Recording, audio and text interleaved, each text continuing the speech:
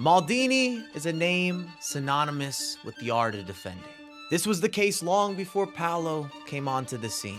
Cesare Maldini was an icon for AC Milan, collecting a European Cup in 1962, making them the first Italian club to do so, as well as accumulating 4 Scudettos for the Rossoneri. A player well ahead of his time, with silky touches and a proficiency with both feet, which allowed him to often push into the midfield. His personal accolades, like his team honors, were in droves. 1962 World Cup Team of the Tournament, World 11 in 1963, as well as an inductee to both the AC Milan and the Italian Football Hall of Fame. Undeniable, a true titan to the sport. One of Cesare's biggest strengths lay not in his defending or his passing or even his leadership, but his ability as a devoted father. Raising who would later be regarded as the best to ever do it in his position is no easy feat after all, especially when you have that title all to yourself. Also, make sure to subscribe to the Football Records, new videos every single week. A year after Cesare's retirement in 1968, Paolo Maldini was born. Growing up with a football legend as your dad had its challenges, and while he always had a passion for the sport, Paolo also always had a shadow following him. Paolo went on to say, "I always dreamed about being as good as my dad, although I knew very little about him as a player." After growing in confidence and ability, it was clear that Paolo had to go for a trial with a club. And when given the choice on what club in Milan to join, there was zero hesitation. Of course, he wanted to play for the same team that his father had made over 400 appearances for. Cesare handled Paolo's development perfectly, offering support when needed, but also being a backbone and being able to provide harsh criticism. He wanted to ensure that his son took this path seriously and applied himself. And Paolo would do just that.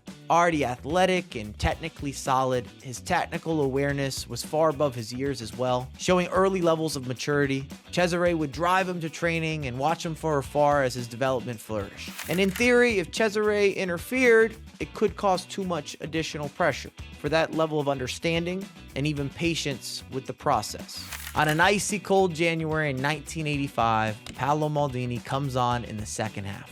Just 16 years old, playing for the senior team, he slotted into the back three at the time next to someone he would be beside for many years to come, Franco Baresi. Cesare's former teammate, Niels Liedholm, put his faith in the young Maldini, and it paid off as Paolo performed. And in the following season, Paolo would cement himself as an essential member of the squad. His versatility of playing both as a fullback and central positions meant that he was a valuable asset to have. And the 1986-1987 season, a then 17-year-old Maldini played every game but one, covering every position across the back line. His physical condition was nothing short of incredible. After rupturing a tendon in the 1987-1988 season, he again would come back and play nearly every match without being substituted. It's almost unprecedented for a teenager to break into the first team and not just play their part, but play week in and week out. 90 minutes, unquestioned. If anything, this might have been a shift of the sport over the years. I most definitely believe that football has progressed, especially in present day. However, some of the physicality and the acceptance to play through injuries was just different between the 1980s and the 90s, maybe even a sprinkle of the early 2000s. He flourished under the role and improved season on season. He was beginning to show his leadership ability on top of his footballing quality. Even in the early years of Maldini's career, he was starting to turn heads. Paolo Maldini was a defensive phenom. 902 recorded matches. He only recorded 93 yellow cards. And if you think about that, only 10% of matches led to some sort of official booking, and with nearly half of those games being played as a fullback, which I think we all can agree is one of the more exposed positions on the pitch, I think it's an interesting stat line. He was a frustrating defender to play against. You couldn't knock the ball and run past him. He was too quick. You couldn't shoulder him out the way. He was too strong. Maybe a bit of a 1-2 combination to get around him. Not likely. His reading of the game was world class. The simple solution was focusing play on the other side of the pitch. Alex Ferguson was an admirer, as were many, but his attempts at entertaining a move to Manchester were instantly refused. My grandfather is Milan, my father is Milan, I'm Milan, and my son is Milan.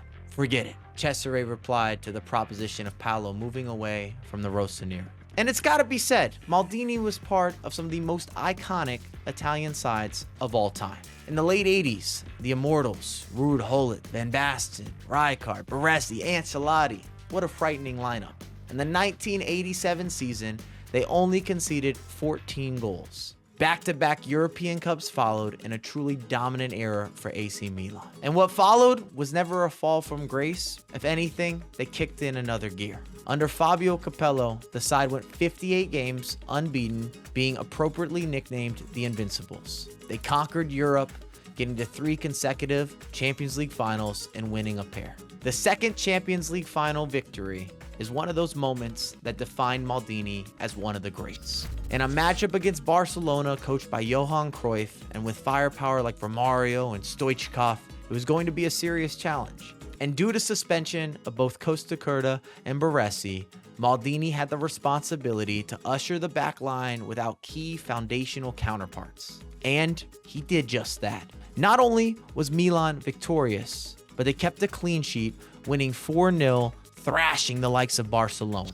He was making defending cool.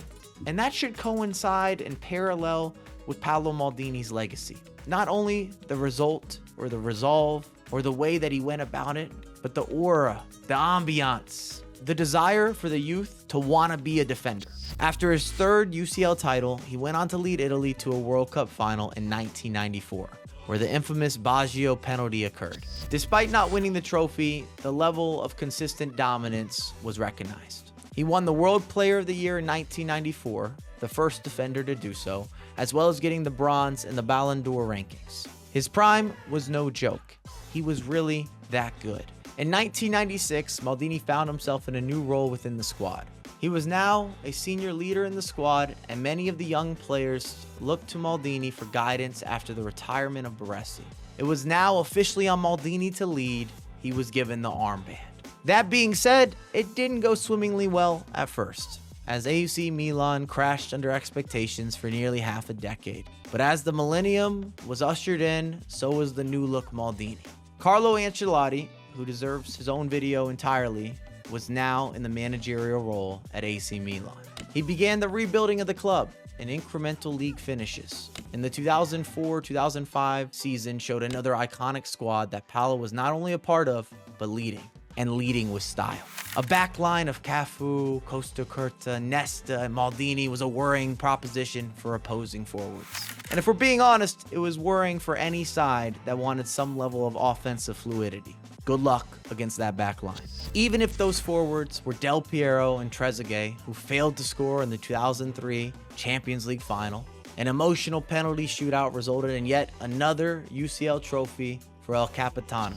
40 years since his father had done the exact same thing. His captaincy had a period of success and heartache, getting to many finals and having a bit of a mix of results. Paolo Maldini won a lot, but he was also a member of numerous defeats, including the one that got away in the famous night in Istanbul as Liverpool salvaged a 3-goal deficit to win the game. But he would make up for it years later in 2007 as he met Liverpool again, but this time made no mistake and picked up yet another trophy to his esteemed collection. Paolo showed an undying loyalty to the club that gave him so much. Playing 902 games for AC Milan, he decided to call it a day at the end of the 2008-2009 season. But what followed was a continuation of the Maldini dynasty.